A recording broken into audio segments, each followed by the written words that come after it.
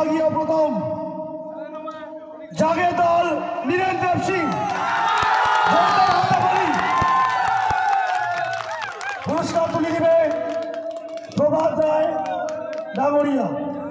প্রভাত রায় ডাঙরিয়ার পক্ষ থেকে পুরস্কার তুলে দিবে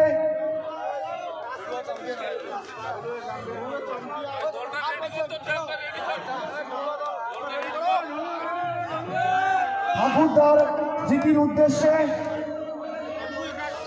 প্রভাত রায় ডাঙরিয়ার পক্ষ থেকে পুরস্কার তুলে দিবে অভিজিৎ রায় ডাঙরিয়া। জোরে হাততালি পারি।